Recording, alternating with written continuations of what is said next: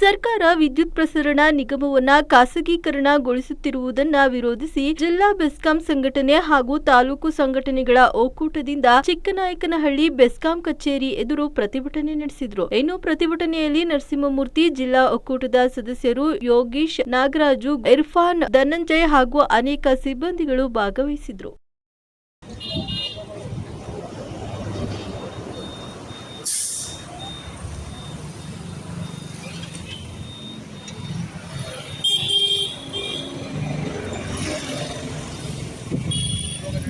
ಎಲ್ಲ ಅಧ್ಯಕ್ಷರು ಹಾಗೂ ಪದಾಧಿಕಾರಿಗಳು, ಎಲ್ಲ ನನ್ನ ಆತ್ಮೀಯ ನೌಕರರಿಗೆ ಮೊದಲಿಗೆ ನನ್ನ ನಮಸ್ಕಾರಗಳು. ಈ ದಿನ ನಾವೇನು ಖಾಸಗೀಕರಣದ ವಿರುದ್ಧ ಒಂದು ಸಣ್ಣ ಮಟ್ಟದ ಹೋರಾಟವನ್ನು ಹಮ್ಮಿಕೊಂಡಿದ್ದೀವಿ. ಇದು ಯಾಕಾಗಿ ಹಮ್ಮಿಕೊಂಡಿದ್ದೀವಿ ಅಂದ್ರೆ ನಮ್ಮ ಸಂಸ್ಥೆಯನ್ನ ಒಕ್ಕೂಟದಿಂದ ಬಲವಾಗಿ ನಾವು ಇವತ್ತು ಹೋರಾಟ ಮಾಡ್ತಾ ಇದ್ದೀವಿ. ಮುಂದಿನ ದಿನಗಳಲ್ಲಿ ಏನು ನಮ್ಮ ಒಕ್ಕೂಟದಿಂದ ಕರೆ ಬರುತ್ತೆ, ಆ ಕರೆ ತಕ್ಕಂಗೆ ನಾವು ಹಂತ ಹಂತವಾಗಿ ಹೋರಾಟವನ್ನು ಪ್ರಾರಂಭಿಸ್ತೀವಿ. ಆದ್ರಿಂದ ನಾನು ಏನಿಲ್ಲಿ ಚಿಕ್ಕನಾಯಕನಹಳ್ಳಿ ಭಾಗದ ಎಲ್ಲ ಬರಲಿ, ಯಾರೇ ಬರಲಿ, ನೌಕರರ ಒಗ್ಗಟ್ಟು. ಆತ್ಮೀಯ ನೌಕರ ಬಾಂಧವರೇ, ಏನಿವತ್ತು ಚಿಕ್ಕನಾಯಕನಹಳ್ಳಿಯಲ್ಲಿ ಒಂದು ದ್ವಾರಸಭೆಯ ಅಂಗವಾಗಿ ನಮ್ಮ ಭಾರತದ ಮೂಲೆಗಳಿಗೂ ಪ್ರಸರಿಸಿ ಪ್ರಸನ್ನ ಕೊಟ್ಟು ವಿದ್ಯುತ್ತಿನ ಬೆಳಕನ್ನು ಹರಿಸಿದಂಥ ಈ ಒಂದು ಕ್ಷೇತ್ರನ ಇವತ್ತು ಖಾಸಗೀಕರಣ ಮಾಡೋದಕ್ಕೆ ಹೊರಟಿರೋಂಥ ಕೆಲವೊಂದು ಹಿತಾಸಕ್ತಿಗಳ ವಿರುದ್ಧ ಹೋರಾಟ ಮಾಡ್ತಾ ಇರೋದು ಇದಕ್ಕೂ ಸಾಧನೀಯ ಅಂತ ಹೇಳ್ತಾ, ಮುಂದಿನ ದಿನಗಳಲ್ಲಿ ಖಾಸಗೀಕರಣ ಮಾಡಿದರೆ ಯಾವ ರೀತಿ ನಮಗೆ ಹೊಡೆದೇ ಬೀಳುತ್ತೆ ಅಂತ ರೂಪರೇಷೆಗಳನ್ನ ನಮ್ಮ ಅಧ್ಯಕ್ಷ ವೈಎಸ್ ನರಸಿಂಹಮೂರ್ತಿ ಅವರು ಹೇಳ್ತಾರೆ ಅಂತ ಹೇಳ್ತಾ ಈ ಖಾಸಗೀಕರಣಕ್ಕೆ ನಾವು ಯಾವುದೇ ಕಾರಣಕ್ಕೂ ಸುಗಮವಾಗಿ ಮಾಡಿಕೊಡ್ಬಾರ್ದು ಅಂತ ಹೋರಾಟಕ್ಕೆ ನಾವು ಬದ್ಧ ಅಂತ ಹೇಳ್ತಾ ಈ ಒಂದು ಸಂದರ್ಭ ನನಗೆ ಮಾತಾಡೋದಕ್ಕೆ ಅವಕಾಶ ಕೊಟ್ಟು ಎಲ್ರಿಗೂ ಒಂದು ಹಾಗಾಗಿ 2014ರಿಂದ ನಾವು ಈಗಾಗಲೇ ಹಲವಾರು ಸೆಕ್ಟರ್ಗಳನ್ನ, ರೈಲ್ವೆ ಆಗಿರ್ಬೋದು, ಏರ್ ಇಂಡಿಯಾ ಆಗಿರ್ಬೋದು, BML ಆಗಿರ್ಬೋದು, LIC ಆಗಿರ್ಬೋದು, ಈಗಾಗಲೇ ಪ್ರೈವೇಟ್ ಅವ್ರಿಗೆ ಮಾರ್ಬಿಟ್ಟಿದ್ದಾರೆ.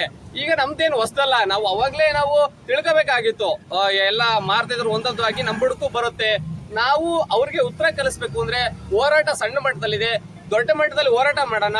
ಹಾಗೂ ಉತ್ತರ ಕಲಿಸಬಹುದು. ಉತ್ತರ ಯಾವ ರೀತಿ ಕಲಿಸಬಹುದು? ಎಲ್ರಿಗೂ ಸಮಾನವಾದ ಹಕ್ಕು ಸಂವಿಧಾನದಲ್ಲಿದೆ. 18 ವರ್ಷ ತುಂಬಿದ ಪ್ರತಿಯೊಬ್ಬ ನಾಗರಿಕನಿಗೂ ವೋಟ್ ಹಾಕುವಂತ ರೈಟ್ಸ್ ಇದೆ. ನಾವು ವೋಟ್ ಹಾಕಿ ಅವರನ್ನೇ ಚೇಂಜ್ ಮಾಡೋಣ. ನಮ್ಮನ್ನ ಚೇಂಜ್ ಮಾಡಕ್ ಬಂದಿದ್ದಾರೆ ಇವತ್ತು, ಅವರನ್ನೇ ಚೇಂಜ್ ಮಾಡೋಣ. ಆದಷ್ಟು ನಾವು ಅರ್ಥಕೊಳ್ಳೋಣ, ಯಾಕಾಗಿ ಹಿಂಗ್ ಬಂದಿದೆ, ಏನಕ್ಕೆ, ಯಾರು ಬಡವರ ಪರ ಇದ್ದಾನೆ ಅಂತ ನಾಯಕರನ್ನ ನಾವು ಆರಿಸ್ತಂದ್ರೆ ನಮಗೂ ಕೂಡ ಅನುಕೂಲ ಆಗುತ್ತೆ ಅಂತ ಹೇಳಲಿಕ್ಕೆ ಇಷ್ಟಪಡ್ತಾ ಇದ್ದೀನಿ. ಈಗಾಗಲೇ 2020-21ರಲ್ಲಿ ನಾವು ನೋಡಿದೀವಿ, ರೈತರು ಜಂತರ್ ಮಂತರ್ ಅಲ್ಲಿ ಪಂಜಾಬ್ ಮತ್ತು ಹರಿಯಾಣ, ನಮ್ಮ ಕಡೆ ರೈತರು ಏನು ಹೋರಾಟ ಮಾಡ್ಲಿಲ್ಲ ಅಷ್ಟಾಗಿ. ಆ ಕೃಷಿ ಕಾಯ್ದೆಯನ್ನು 2020-21ರಲ್ಲಿ ಜಂತರ್ ಮಂತರ್ ಅಲ್ಲಿ ಹೋರಾಟ ಮಾಡ್ತಾರೆ, ತಿಂಗಳಾನ್ಗಟ್ಲೆ ಹೋರಾಟ ಮಾಡ್ತಾರೆ. ಆ ಹೋರಾಟದಲ್ಲಿ ಕೂಡ ಅವ್ರನ್ನ ಸಾಕಷ್ಟು ಹತ್ತಿಕ್ಲಿಕ್ಕೆ ಪ್ರಯತ್ನ ಪಡ್ತವೆ ಸರ್ಕಾರಗಳು. ಆ ಕಾಯ್ದೆಯನ್ನು ಆದ್ರೂ ಕೂಡ ಜಾರಿಗೆ ಮಾಡ್ತಾರೆ. ಜನಪರವಾಗಿರುವಂತಹ ಸರ್ಕಾರವನ್ನು ನಾವು ಇವತ್ತು ಅಧಿಕಾರಕ್ಕೆ ತರಬೇಕಾಗಿದೆ. ಯಾಕೆಂದ್ರೆ ನಮ್ಮ ಅಳಿವಳಿಗೋಸ್ಕರ ನಮ್ಮ ಬುಡಕ್ಕೆ ಬಂದಿದೆ. ಇವತ್ತು ಕೈಗಾರಿಕೆಗಳಿಗೆ ಏಳಿಗೆ ಆಗ್ತಿಲ್ಲ, ಅಲ್ಲಿ ದುಡಿಯಕ್ಕೆ ಆಗ್ತಿಲ್ಲ. ಅದರಿಂದ ಎಲ್ಲ ಸಣ್ಣ ಕೈಗಾರಿಕೆ ಮಾಡೋಕೆ ನಮ್ಮ ರಾಜ್ಯದಲ್ಲಿ ಹೂಡಿಕೆ ಮಾಡಿದ್ದಾರೆ. ಮುಂದಿನ ದಿನಗಳಲ್ಲಿ ನಮ್ಮ ರಾಜ್ಯದಲ್ಲಿ ಯಾರು ಹೂಡಿಕೆ ಮಾಡಕ್ ಬರಲಿಲ್ಲ ಅಂದ್ರೆ ನಿರುದ್ಯೋಗನೂ ಸಹಿತ ಸೃಷ್ಟಿಯಾಗುತ್ತೆ. ಅದರಿಂದಲೂ ಅನ್ಎಂಪ್ಲಾಯ್ಮೆಂಟ್ ಸಮಸ್ಯೆ ಜಾಸ್ತಿ ಆಗುತ್ತೆ. ವಿದ್ಯುತ್ ಮೇಲೆ ಎಲ್ಲರೂ ಒಂದು ಡಿಪೆಂಡ್ ಆಗಿರೋದ್ರಿಂದ ಈ ಸಂಸ್ಥೆನ ಎಲ್ಲರೂ ಉಳಿಸ್ಕೊಂಡು ಹೋಗ್ಬೇಕು. ರೈತರು ಸಹಕರಿಸಬೇಕು, ಸಾರ್ವಜನಿಕರು ಸಹಕರಿಸಬೇಕು. ಸಾರ್ವಜನಿಕರು ಇದ್ರ ಬಗ್ಗೆ ಅರ್ಥಕೊಂಡು ಒಂದು ವಿದ್ಯುತ್ ಕ್ಷೇತ್ರ ಖಾಸಗೀಕರಣ ಆದರೆ ಅದರದ್ದು ಪ್ರತಿಫಲ ಸಾರ್ವಜನಿಕರಿಂದ, ಉದ್ಯಮಿಗಳಿಂದ, ರೈತರಿಂದ ಪ್ರತಿಯೊಬ್ಬರಿಗೂ ಅದರದ್ದು ಎಫೆಕ್ಟ್ ಆಗುತ್ತೆ ಅನ್ನೋದನ್ನ ಅರ್ಥ ಎಲ್ಲರೂ ಕೈ ಜೋಡಿಸಿ ನಮಗೆ ಬೆಂಬಲ ನೀಡಬೇಕು ಅಂತೇಳಿ ಈ ಮೂಲಕ ಕೇಳ್ಕೊಂತ ಏನು ಇವತ್ತು ನಾವು ಒಂದು ಸ್ಟ್ರೈಕ್ ಮಾಡ್ತಾ ಇದ್ದೀವಿ.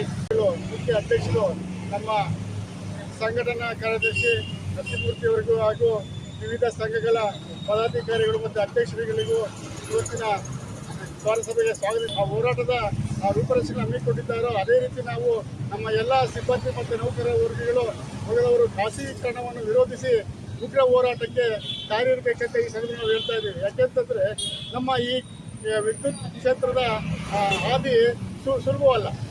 1894ರಲ್ಲೇ ನಮ್ಮ ವಿದ್ಯುತ್ ಕ್ಷೇತ್ರ ಪ್ರಾರಂಭವಾಯಿತು. 1903ರಲ್ಲಿ ಉನ್ನತವಾಗಿ MSCB ಅಂತ ಬಂದು ಆ MSCBಯಿಂದ KEB ಆಗಿ KEBಯಿಂದ KPTCL ಆಗಿ ಇವತ್ತಿನ ಬೆಸ್ಕಾಂ ಹಂತದಲ್ಲಿ ನಾವು ನಿಂತಿದ್ದೀವಿ. ಈ ಬೆಸ್ಕಾಂನ ನಾವು ಯಾವ ರೀತಿ ನಡೆಸ್ಕೊಂಡ್ ಬಂದ್ವು ಅಂತಂದ್ರೆ ನಮ್ಮ ಇಂದಿನ ಪದಾಧಿಕಾರಿಗಳು, ಇಂದಿನ ಶ್ರಮಿಕ ವರ್ಗ, ಏನ್ ಕಾರ್ಮಿಕ ವರ್ಗ ಇತ್ತು, ನಮ್ಮ ಇವತ್ತಿನ ಏನ್ ಪವರ್ಮನ್ ಅಂತ ಇದ್ದೀರಾ, ಇಂದಿನ ಕಾರ್ಮಿಕರಂತ ಏನಿದ್ರು, ಅವರ ಶ್ರಮ, ಅವರ ಬಲಿದಾನಗಳು ಅವತ್ತಿನ ಹೇಳ್ಬೇಕಂದ್ರೆ ಇತ್ತೀಚಿನ ನನಗೆ ಆಧುನಿಕ ಸಾಮಾನ್ಯಗಳು ಇರಲಿಲ್ಲ.